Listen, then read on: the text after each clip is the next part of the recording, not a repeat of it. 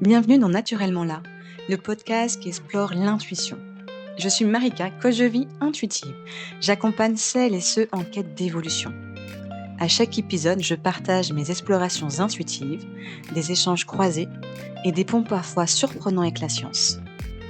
Ici, on plonge en douceur dans ce qui est souvent jugé ou méconnu et est pourtant naturellement là en chacun de nous. Aujourd'hui, j'ai envie d'explorer une question légitime à se poser et à se questionner. Une question essentielle lorsqu'on entame une exploration intuitive, qui est celle-ci. Pourquoi perd-on confiance en son intuition? Et surtout, comment la retrouver? Peut-être que cela vous arrive aussi. Par exemple, le fait de vous vivre parfois des intuitions très claires. Vous sentez des évidences et des élans qui se sont révélés justes. Et puis en fait, d'autres fois, sans vraiment comprendre pourquoi, les ressentis sont faux. Vous doutez dans ce cas-là de votre capacité intuitive, ce qui est normal. Vous ne savez plus ce que vous ressentez, si c'est juste ou si vous êtes en train de projeter quelque chose. Je vous rassure, moi aussi, j'ai traversé ces phases et je peux encore en traverser, surtout lorsque je teste un nouveau type d'exercice intuitif. Je peux douter de mes ressentis. Donc là, il est important de se rappeler qu'il y a des raisons concrètes à cette perte de confiance. Aujourd'hui, je vous propose donc un voyage en 3 temps. Premier temps, explorer la question pourquoi nous perdons confiance.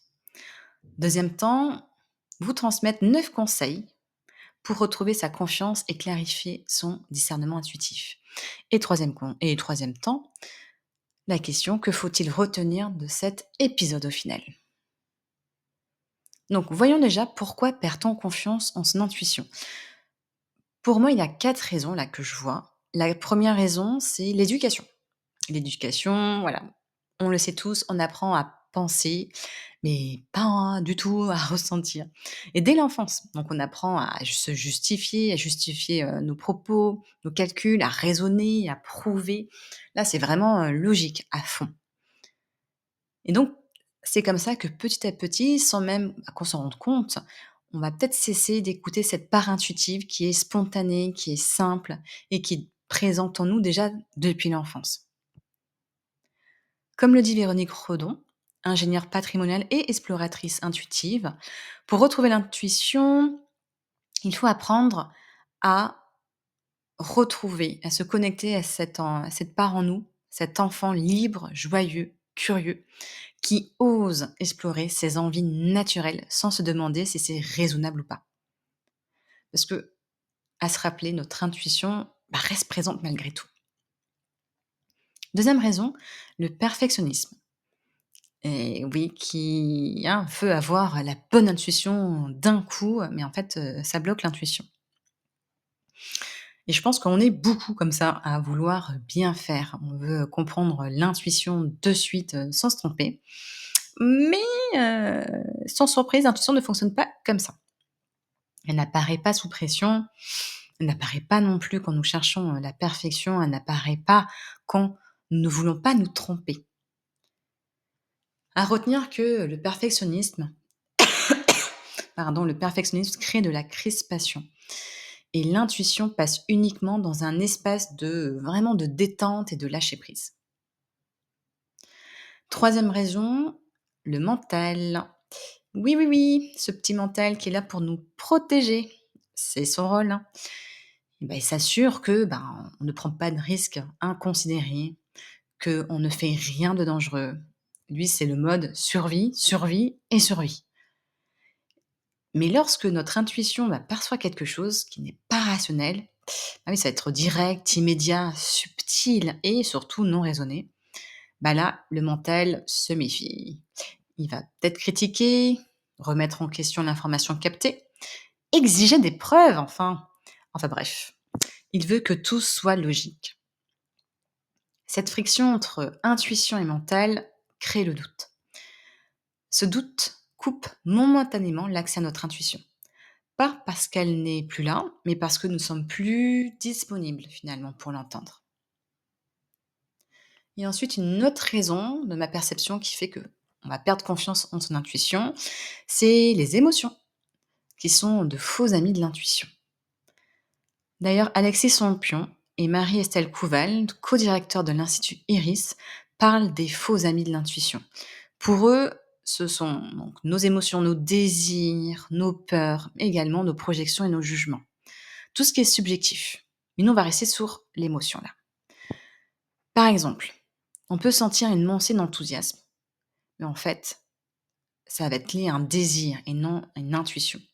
Ou encore, on va ressentir une contraction de notre corps qui va être liée à une peur et non à une intuition. L'intuition peut découler d'une intuition. Pardon, je crois que j'ai dit l'émotion plutôt peut découler d'une intuition. Par exemple, une personne va ressentir soudainement de la joie inexpliquée. Et puis en fait, quelques heures plus tard, elle reçoit un message de son chéri qui lui annonce l'obtention de son job de rêve. Waouh, super. Là, dans cet exemple, on voit que l'intuition, c'est l'information captée sur la réussite de son chéri et que l'émotion, c'est la joie qui résulte de cette information captée. Donc à retenir, l'émotion réagit tandis que l'intuition informe. Ok. L'émotion est personnelle et subjective, tandis que l'intuition, l'information intuitive, est toujours objective. Et c'est quand on ne sait pas faire la différence qu'on perd confiance en nous et en cette capacité intuitive. Maintenant, on va voir la deuxième partie qui est comment retrouver la confiance en son intuition. Je vais vous partager des pratiques simples et accessibles, toujours en général avec moi, ainsi que des états d'esprit à adopter qui peuvent vraiment changer le rapport à votre intuition. Attention, il y a 9 conseils que je vais vous transmettre, prenez note. Premier conseil, c'est le fait de prendre conscience que vous avez déjà eu de vraies intuitions. Mais en fait, souvent, on les oublie. On se concentre sur les moments où on s'est trompé, bien sûr, plus simple, et pas sur ceux où l'on a senti juste. Je vais vous présenter un exercice introspectif de Sarah Diviné, qui est formatrice en intuition que j'aime bien. Notez 5 moments de votre vie où vous avez écouté votre intuition et où cela vous a guidé justement. Puis, quand vous avez fini cette liste, notez 5 moments où vous ne l'avez pas écouté et où vous l'avez regretté. Deuxième conseil, repérez les expériences parapsychiques ou spontanées. Donc, vous pouvez percevoir beaucoup de choses, beaucoup plus que vous ne pensez d'ailleurs. Donc, voici un autre exercice d'introspection pour aussi renforcer sa confiance en son ressenti intérieur.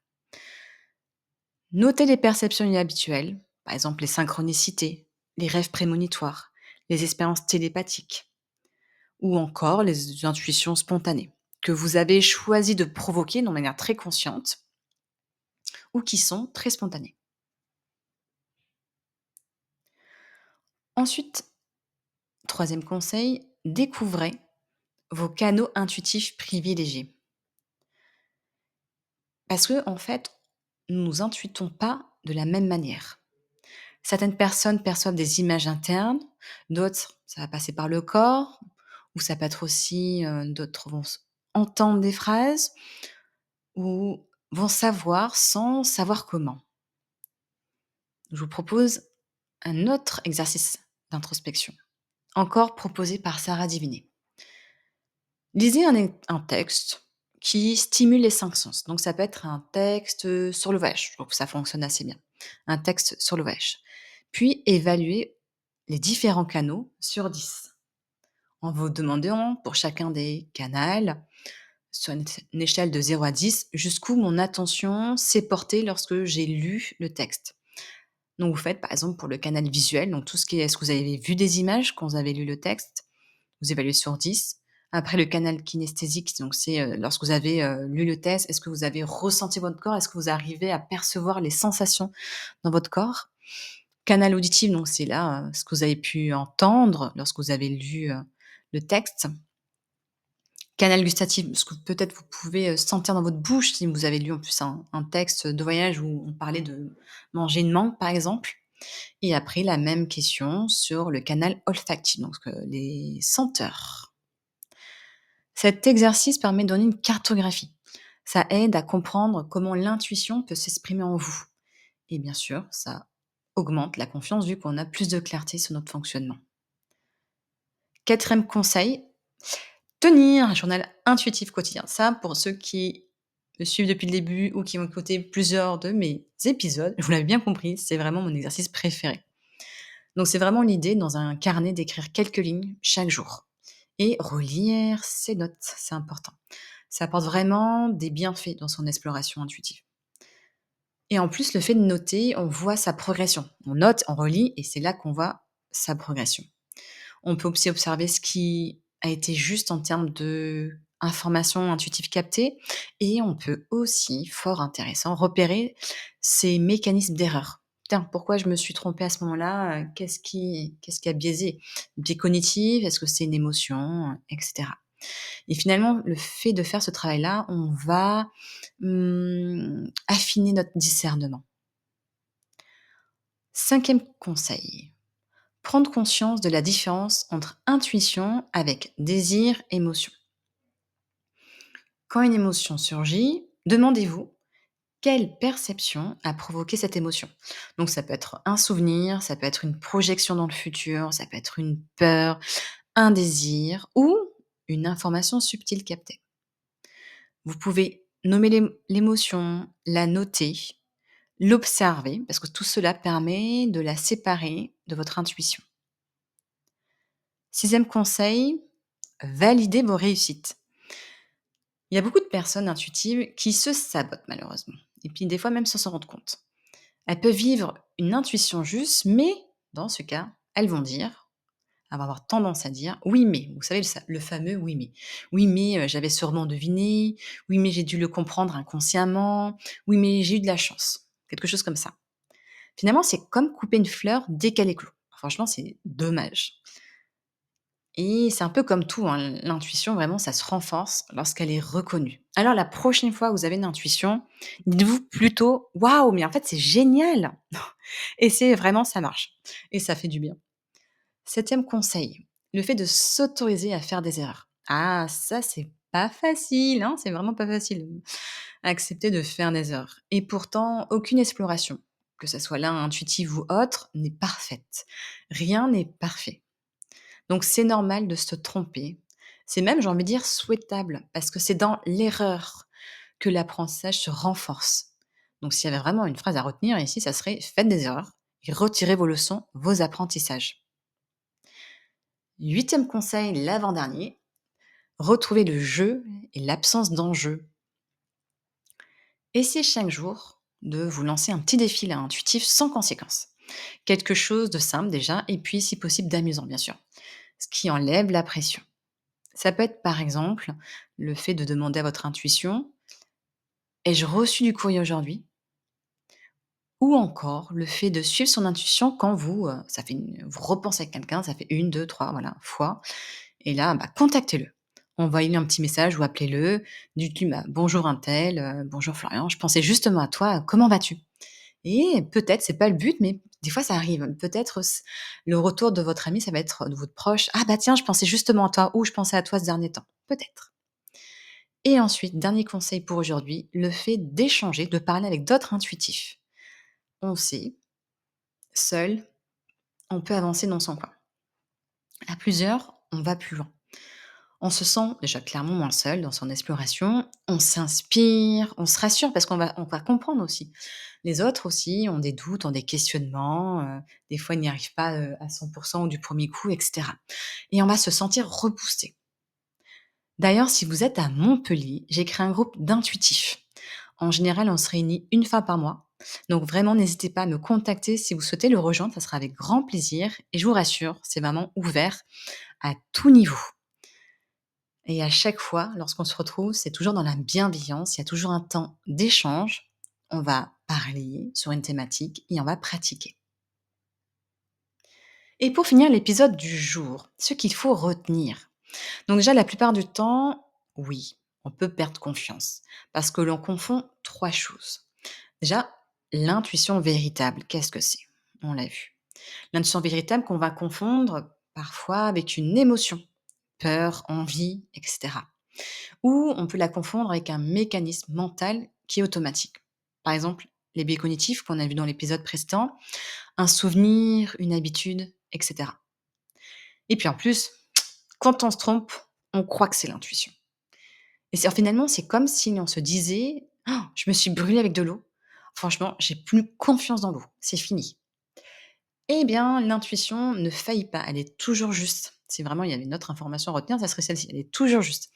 C'est notre discernement qui se brouille, OK? La confiance envers votre petite voix intérieure se construit vraiment chaque jour, d'où l'importance déjà d'être bienveillant envers soi, d'apporter également du plaisir et d'être régulier, OK? Si vous pouvez chaque jour, franchement, c'est génial, sinon, régulièrement, OK? Rappelez-vous pour, clôturer cet épisode, apprenez à reconnaître vos intuitions passées. Ça, c'est important, tous ces petits exercices d'introspection. Aussi le fait de découvrir vos canaux privilégiés, de noter dans un carnet, à travers le journal intuitif, vos ressentis, vos observations, vos questionnements, et cetera. Aussi le fait de reconnaître vos victoires, apprenez-le, c'est important. Ou un moins évident mais fort crucial, autorisez-vous à vous tromper. Également échanger avec d'autres intuitifs. Et pour finir, redonner une place au jeu, au plaisir, à la curiosité. Bref, finalement, à l'exploration. Si vous avez aimé l'épisode du jour, n'hésitez pas à me laisser un commentaire sous l'épisode ou même à évaluer mon podcast sur Spotify. Je vous remercie. Belle journée à tous et à bientôt.